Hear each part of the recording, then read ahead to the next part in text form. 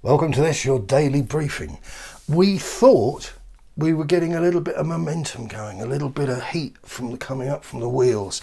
I wouldn't say the wheels are beginning to loosen in any respect, but certainly the problem we've really run into, and I'll be straight with you, is that during transfer windows, you occasionally get these little voids, these little spots of inertia, and boy, are there people willing to fill them for you, and those people have no scruples. So we've got some junk to whistle through, a warning from history, and then we'll finish on the big "I told you so."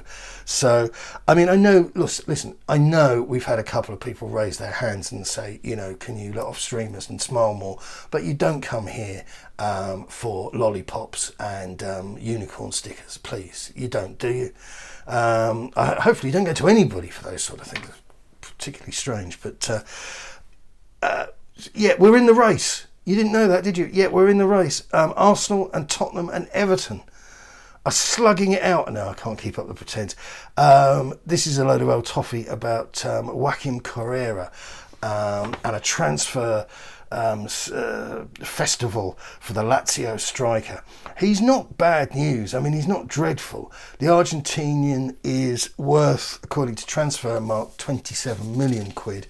But Carrera dello Sport, they're quoting 40 million. I wonder if they're on a commission. Sari confirmed, our old chain-smoking mate Maurizio confirmed several weeks ago that the boy wants to leave the club. Plays slightly as a left-hand striker, so that's getting very congested in the sort of speculative arena, if not real life, because we've got like Sonny and Deli and and the lad from the Big Bang Theory. There's a lot of people suddenly cramming into that space.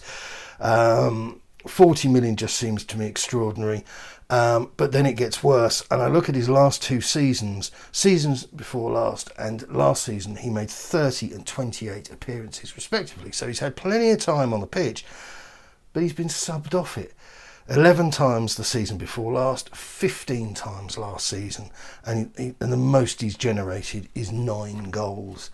Lazio didn't score many goals. They still, I think they finished in fifth, sixth, fifth, one or t'other. But there was only one team above them that scored more goals, and there were probably teams beneath them that scored more goals. So, yeah, no thanks. Aaron Ramsey's name is doing the rounds, and it's a smoggy, business day on the sports front when that happens. Probably worth less than 13 million, but he's 30 years old. 30. Went to Italy, was going to be the big thing. This was the springboard. They were paying him daft money. Reportedly, I've got 2 numbers here, neither of which I trust implicitly, but one's £187,000 a week and the other's £250,000 a week. Absolutely shocking. He is a great example, and I've said this to you about other players, including some that we've looked at in recent weeks, who have a breakthrough season which isn't actually outlandish, isn't like wow, but instead of staying where they are and consolidating and building and showing that they're exhibiting merits that are part of a process, opposed to just like scratch card wins, just like absolute random happiness.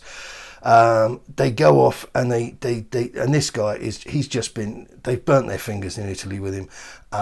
He's 30 and they're just desperate to try and get him off the books. He's an attacking midfielder and he's got no goals worth speaking of. Two last season, 3 the one before that, and same with assists. Absolute time expired junk. No thanks very much. Spurs is a vaguely comedy item. Spurs have appeared in a best stadium in the whole wide world poll, and normally these things are very dry, and the panels are architects and people who own marble factories and stuff like this. And so I looked at this and I thought, what? And it was like number 1, the Cairo International Stadium. And trust me, it's not. If you see a picture of that, it looks like it's almost finished and it's got a racetrack around it. And we know how well that works. Santiago Santiago Bernabeu is number 2, and at that point my curiosity was roused. 7 was Anfield, 12 was Wembley, and 21st was Tottenham Hotspur. And then I saw it was by Marca. You'll remember that publication, our friends in Spain, who worked so continuously hard to negotiate Gareth Bale's transfer for us. The warning shot from history is Kieran Trippier. And it's said that Manchester United are looking to generate funds in order to bring the boy in. And I just wanted to make the point, and this is like with Matt Doherty, except for I don't believe Matt Doherty to be a credible footballer, certainly not in his immediate future with us, and that's even under Nuno. I hope I'm proved wrong. I hope he sets the league on fire, but I can't see it. I'm not buying it. But this is a guy who came in from Burnley. He's from Bury, but he played with Burnley. And he was fantastic. He was really, really good. His numbers were absolutely spot on. And he'd been doing it for a while. It wasn't like a breakthrough moment. It looked like there'd been real consistency there. And at Spurs, he didn't fit. And I said when he arrived at Tottenham, I thought he was a superior footballer to Kyle Walker. I stand by that. And what a surprise. He goes off to a club that actually want him and actually want to treat him right and play him in the correct manner. We saw in the Euros, I think that he stood up very well. I know England didn't do what they should have done, but he had a respectable tournament. I think he's grown as a player, as an individual. And I just think the irony is quite palpable that he, without too much hesitation, is a player we would snap up tomorrow if you consider our own situation. And it just amuses me, that United are reported in 2 different places, one in the UK and one in Italy. It's worded very differently, the numbers are different and all the rest of it. So I don't think it's just a sort of a copycat thing going on. But Atletico are asking for €40 million and they're not prepared to negotiate. And I say fair play to them because I think he's worth every single penny. He's done well. He's done well over there. He did well over here, and he did well for his country. Where isn't the value? That's all I could tell you. Now, I mentioned the business about money and about things.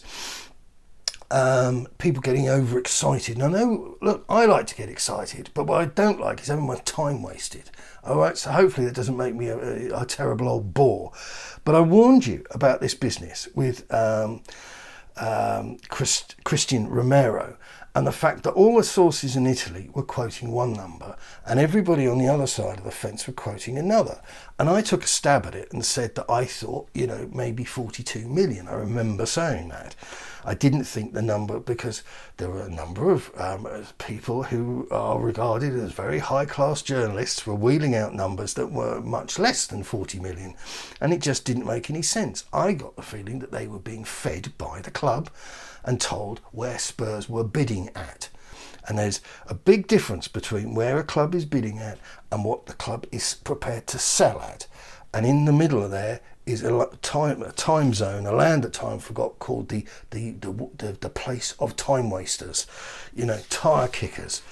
And Fabrizio Romano has been talking about Romero virtually every day, and suddenly today, or maybe it was last night, no agreement yet, and now he's calling it a €55 million fee. But worse than that, and this is the thing, and this is the sucker punch, there's a plan B. Hang on. He's the number one priority, but we have a plan B. And this goes back to this conversation we had, or I had, when I was talking at you about the business of Paratici's method and the idea of he wants to buy a car, so he weighs up 5 different cars. And it's this business of keeping the files open. And I don't agree that it works with human beings. I think you can look at something, pursue it, and get an answer pretty quickly. And we're now being told by Fabrizio, who's a man supposedly in the know, that Spurs are open to talks to sign 3 different options. And we've got Takahiro, the Japanese chap, Milenkovic and Zuma. And, you know, suddenly that's 3 different options for the same sort of... I just don't... I mean, it just makes me recoil, because the Tomiyasu, he is not the same player as Romero. It's not like and this is my whole point. If you're weighing up 3 or 4 or 5 different things, you know, that you might pick one, you might strive to get one. They have to all be uniform, because otherwise you're going to end up with something where you've made enormous compromises, or compromises of substance. And I think that Tomiyasu is versatile, but he's not a standout big money, well, not big money, but medium-sized money, full-on centre-back.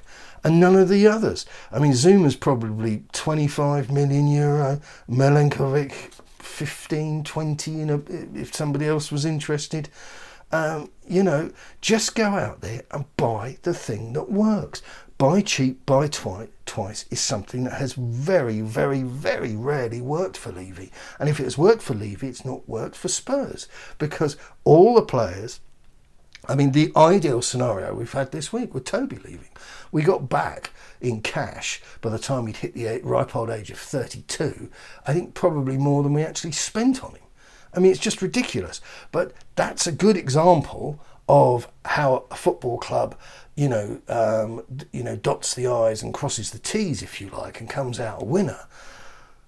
But Toby didn't win anything for Spurs. And that's, you know, that's the metric. So I can see this Romero thing either going to the wire and we act like grown-ups and pay what I would argue what he's worth, or we're going to have this usual thing where, you know, Dad goes off to the fun fair and comes back with an empty candy floss stick and a dead goldfish in a bag. These aren't even second or third prizes. You know, it's like Glengarry Glen Ross. First prize is an El Dorado. Second prize is steak knives, and third prize is you don't work here anymore. And I think if there was more of that mentality going around at Spurs, we wouldn't be in this mess. So anyway, that's where we are today. I'm hoping that we can kind of get some names over the line, but it's not happening anytime soon. And by that I mean in the next 28, 48 hours. That's it for today. Good luck. Keep it on.